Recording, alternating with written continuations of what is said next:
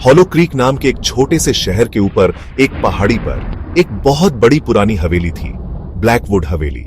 इसकी विक्टोरियन बनावट, उसकी नक्शीदार छतें और फैला हुआ बरामदा एक पुराने जमाने की याद दिलाता था।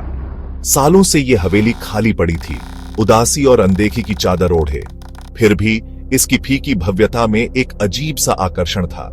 जब मिलर परिवार अचानक इस हवेली से मिला तो वे इसके मोहित हो गए। जॉन मिलर, एक इतिहास के प्रोफेसर जिन्हें पुराने जमाने से लगाव था, उन्होंने छूटते हुए पेंट और बढ़े हुए बगीचों से परे इस हवेली की संभावनाएं देखीं। उन्होंने इसे फिर से जीवित करने का, इस भूली हुई हवेली में जान फूंकने का सपना देखा। उनकी पत्नी सारा थोड़ी हिचकिचा रही थी। उसे एक अजीब बेचैनी महसूस हो रही थी जो मकड़ी के जाले की तरह हवेली से चिपकी हुई थी। लेकिन उनके 2 बच्चे, 12 साल की एमिली और 9 साल का सैम, एक असली भूतिया हवेली में रहने के विचार से बहुत खुश थे। उनका उत्साह और जॉन का अटूट आशावाद सारा के मन को बदलने के लिए काफी था। मिलर परिवार ने अपना सामान पैक किया और ब्लैकवुड हवेली में नई जिंदगी शुरू करने के लिए चले गए। पहले कुछ दिन सामान खोलने, हवेली के कोने कोने को एक्सप्लोर करने और हर कोने में छिपी हुई परछाइयों को भगाने में बीत गए। हवेली चरमराती और कराहती थी, पुरानी लकड़ी और पाइप की आवाजें आती थीं, लेकिन जॉन ने अपने परिवार को यकीन दिलाया कि यह बस हवेली अपनी आवाज ढूंढ रही है।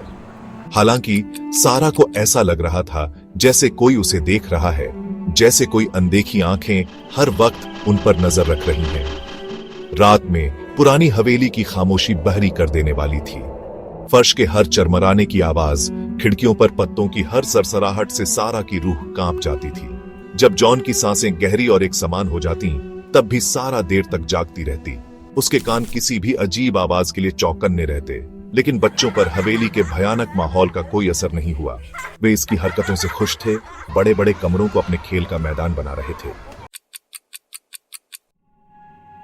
ये सब धीरे धीरे शुरू हुआ। दरवाजे पर एक हल्की धीमी सी दस्तक। रात के 3 बजे थे, जब परछाइयां नाचती हैं और तर्क सोता है।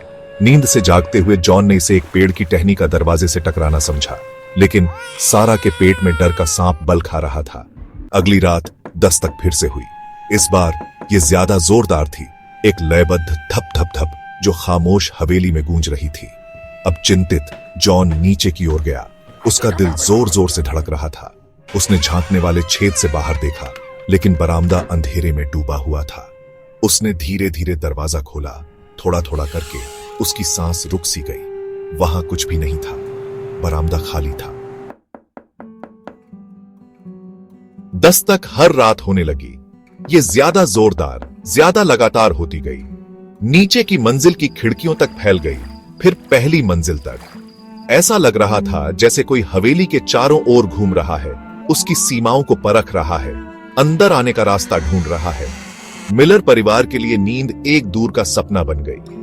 घना और दम घोंटने वाला डर ब्लैकवुड हवेली के हर कोने में फैल गया। जवाब ढूंढने के लिए बेताब जॉन ने पुलिस को बुलाया। उन्होंने आसपास गश्त की, जबरदस्ती घुसने के निशान ढूंढे, लेकिन कुछ नहीं मिला। उन्होंने निष्कर्ष निकाला कि दस्तक शायद शरारती बच्चों या किसी जानवर की होगी, लेकिन जॉन अपने दिल में जानता था कि यह कुछ और ही है।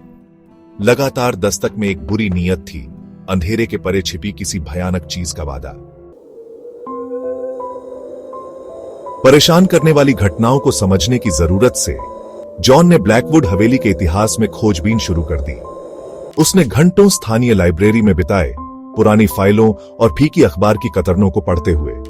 उसे पता चला कि हवेली का एक दुखद अतीत था जो फुसफुसाहटों और अधूरी सच्चाइयों में छिपा था। पिछले मालिक एडवर्ड ब्लैकवुड नाम के एक एकांत प्रिय विधुर वहां अपने छोटे बेटे, जिसका नाम भी एडवर्ड था, के साथ रहते थे। एक तूफानी रात एक त्रासदी हुई। छोटा एडवर्ड लुका छिपी खेलते समय बिना किसी निशान के गायब हो गया। शहर के लोगों ने कई दिनों तक खोज की, लेकिन लड़का कभी नहीं मिला। दुहक से पीड़ित और अपराध बोध से ग्रस्त एडवर्ड ब्लैकवुड ने खुद को हवेली में बंद कर लिया। कई साल बाद अपनी मृत्यु तक वहां से बाहर जाने से इनकार कर दिया। कुछ लोगों ने कहा कि वह पागल हो गया था, अपने खोए हुए बेटे की याद से भूतिया। एक खास डरावनी रात दस्तक चरम पर पहुंच गई। ऐसा लग रहा था जैसे कोई अनदेखी ताकत हवेली को तोड़ने की कोशिश कर रही हो। डरा हुआ सैम अपने कंबल के नीचे छिप गया, जबकि एमिली अपनी मां से चिपक गई। उसका चेहरा डर से पीला पड़ गया था। जॉन ने अपना धैर्य खोकर जो भी उन्हें परेशान कर रहा था उसका सामना करने का फैसला किया। उसने चिमनी के पास से एक भारी लोहे का पोकर पकड़ा और नीचे चला गया। उसका दिल जोर जोर से धड़क रहा था। उसने दरवाजा खोला। पोकर को तलवार की तरह घुमाते हुए गुस्से और डर से उसकी आवाज भारी हो गई थी। कौन है वहां? उसने अंधेरे में दहाड़ा। खुद को दिखाओ। बरामदे की हल्की रोशनी में एक लंबा और दुबला पतला आकृति बरामदे पर खड़ा था। जॉन का खून जम गया। यह आकृति एडवर्ड ब्लैकवुड, दुहकी पिता, के वर्णन से बिल्कुल मिलती थी जो उसने पढ़ा था। वह डर और अविश्वास के बीच जम गया।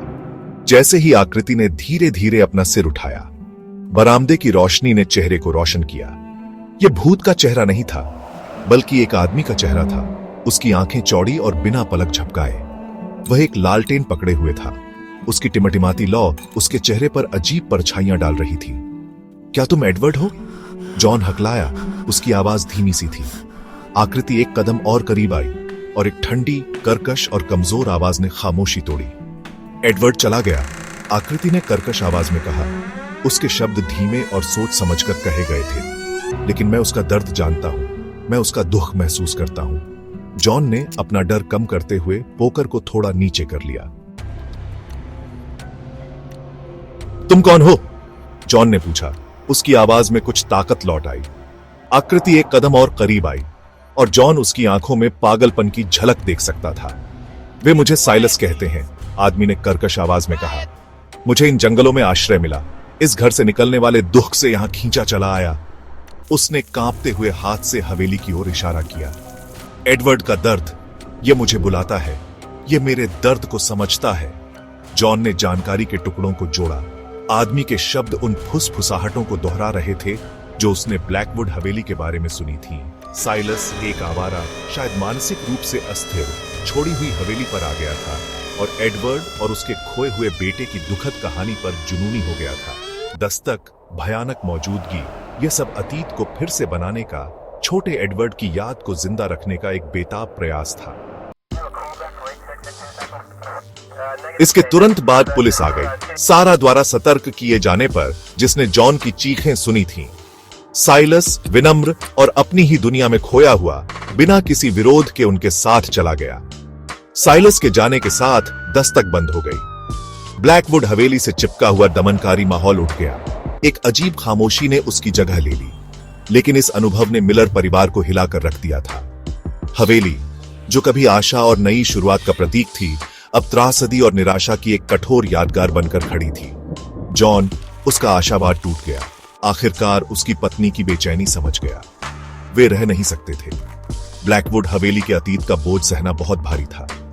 एक हफ्ते के भीतर मिलर परिवार बाहर चला गया, बड़ी पुरानी हवेली को उसके रहस्यों और उसके भूतों के हवाले करके। ब्लैकवुड हवेली फिर से खामोश खड़ी थी। उसकी खिड़कियां अंधेरी, उसके रहस्य सुरक्षित रूप से बंद। लेकिन रात के सन्नाटे में अगर कोई गौर से सुनता तो वह लगभग एक दस्तक की गूंज सुन सकता था।